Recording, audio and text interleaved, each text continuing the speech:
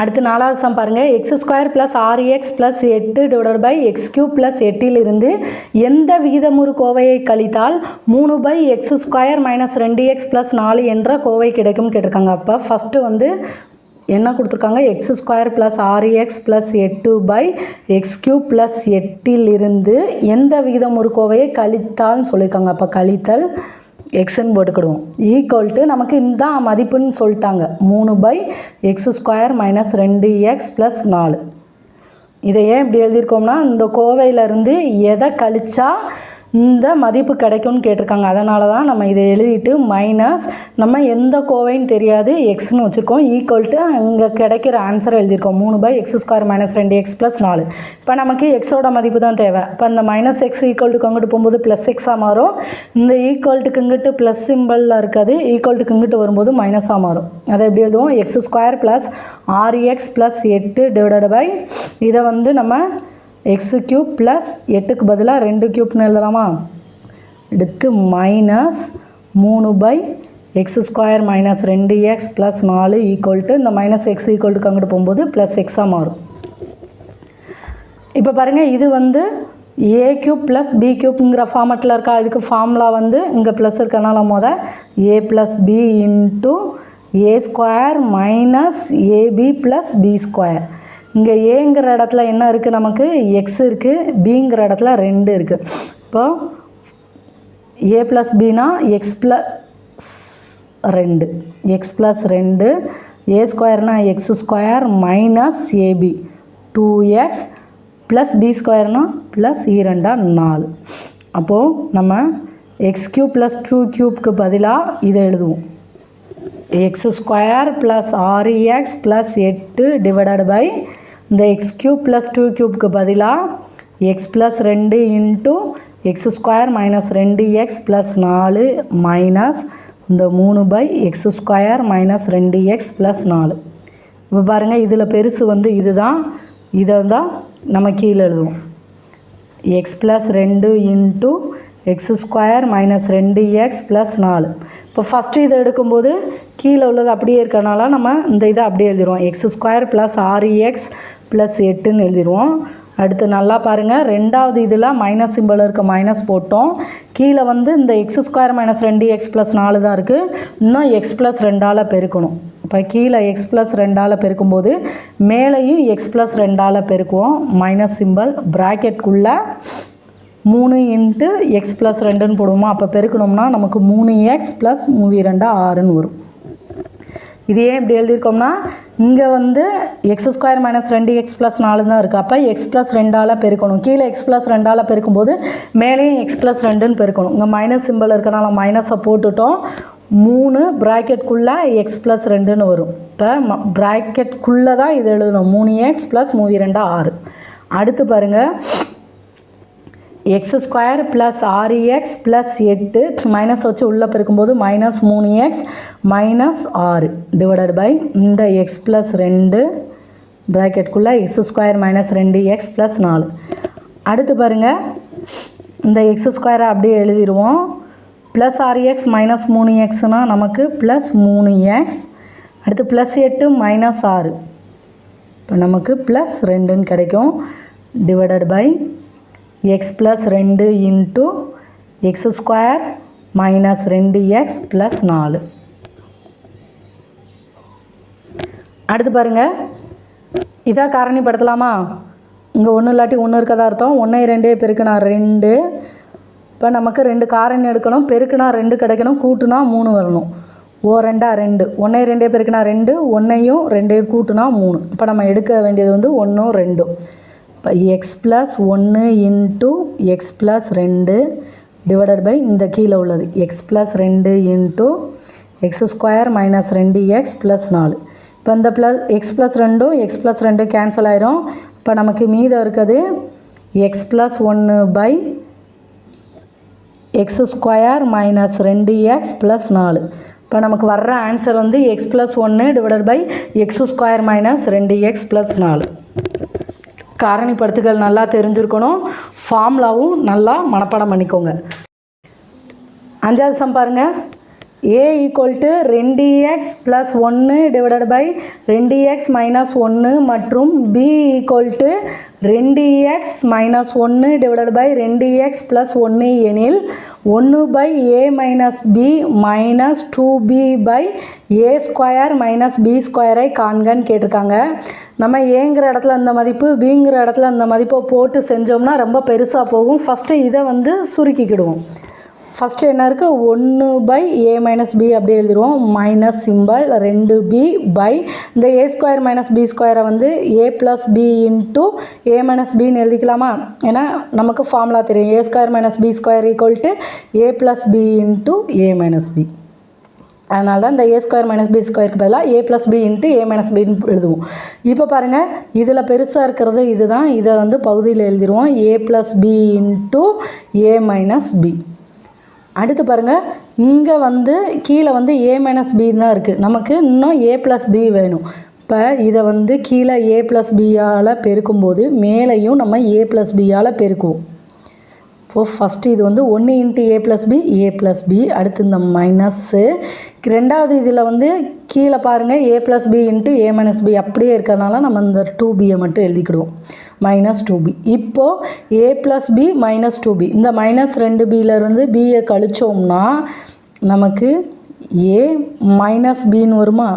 By இந்த ஏ plus B into A minus B. இப்போ இந்த ஏ மைனஸ் பியும் இந்த ஏ மைனஸ் பியும் கேன்சல் ஆயிரும். நமக்கு 1 பை ஏ ப்ளஸ் பின்னு கிடைக்கும். அடுத்து பாருங்கள், 1 பை ஏங்கிற இடத்துல என்ன எழுதுவோம்? 2x plus 1 by 2x minus 1 plus பிங்கிற இடத்துல 2x minus 1 by 2x plus 1. அடுத்து பாருங்கள், 1 பை இந்த இதுக்கு நம்ம மீச்சமாக எடுப்போமா? இங்கே 2x மைனஸ் 1 2x ப்ளஸ் 1. இப்போ நமக்கு இங்கே வந்து 2x minus 1 into 2x plus 1. இப்போ ஃபஸ்ட்டு இதில் பாருங்கள் 2x plus 1 divided by 2x minus 1ன்னு இருக்குது. நமக்கு இங்கே 2x மைனஸ் 1 2x ப்ளஸ் 1. இன்னும் இதோ இந்த 2x ப்ளஸ் 1ஆல் பெருக்கணும். ஏற்கனவே 2x ப்ளஸ் 1ன்னு இருக்குது. அப்போ 2x ப்ளஸ் 1ஓட பெருக்கும்போது 2x ப்ளஸ் 1 ஹோல் ஸ்கொயர்னு வரும். அடுத்து ப்ளஸ் சிம்பல். ரெண்டாவது இதில் 2x ப்ளஸ் 1 ஏற்கனவே இருக்குது. இன்னும் 2x மைனஸ் 1ஆல் பெருக்கணும். இங்கே 2x மைனஸ் 1ஆல் பெருக்கும்போது மேலே 2x மைனஸ் 1ஆல் பெருக்குவோம். அப்போ 2x மைனஸ் 1 ஹோல் ஸ்கொயர்னு வரும். அடுத்து பாருங்கள், 1 வகுத்தல் இந்த இது இப்படி எழுதுமா? 2x plus 1 whole square plus 2x minus 1 whole square divided by 2x minus 1 into 2x plus 1. இப்போ வந்து 1 இந்த வகுத்தல் பெருக்கலாக மாறும்போது இது தலைகீழியாக மாறிடும். 2x minus 1 into 2x plus 1 divided by 2x plus 1 whole square plus 2x minus 1 whole square. இது ஏன் இப்படி எழுதியிருக்கோம்னா 1 வகுத்தல் இந்த இதை அப்படியே எழுதுவோம். இந்த வகுத்தலை பெருக்கலாக மாறும்போது இது வந்து தலைகீழியாக மாறிடும். இப்போ 1ஓட எதை பெருக்கினாலும் இது தான். இப்போ இது நமக்கு எப்படி இருக்குது? ஏ மைனஸ் பி இன்ட்டு ஏ ப்ளஸ் பி. இப்போ ஃபார்முலா வந்து நமக்கு ஏ ஸ்கொயர் மைனஸ் பி ஸ்கொயர்.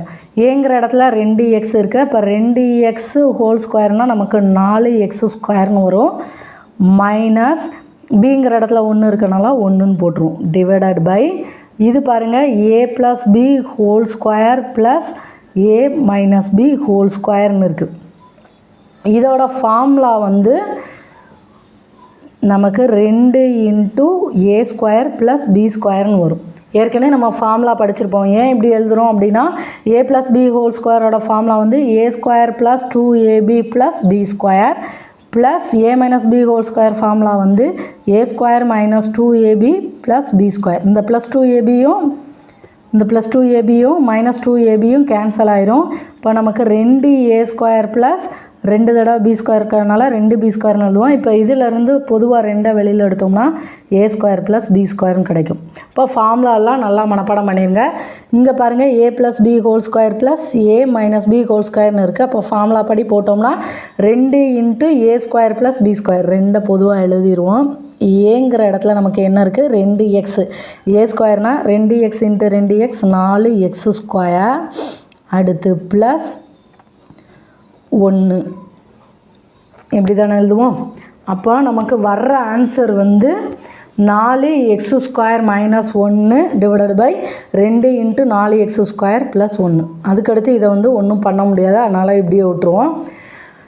ஃபார்முலாலாம் நல்லா மனப்பாடம் பண்ணிக்கோங்க. ஃபார்முலா தெரிஞ்சால் தான் சம்மெல்லாம் ஈஸியாக போட முடியும். இல்லாட்டி இதை தனித்தனியாக எழுதுனா நமக்கு நிறைய டைம் எடுக்கும். இப்போ ஃபார்முலா தெரிஞ்சோம்னா நம்ம டைரெக்டாக எழுதிக்கலாம்.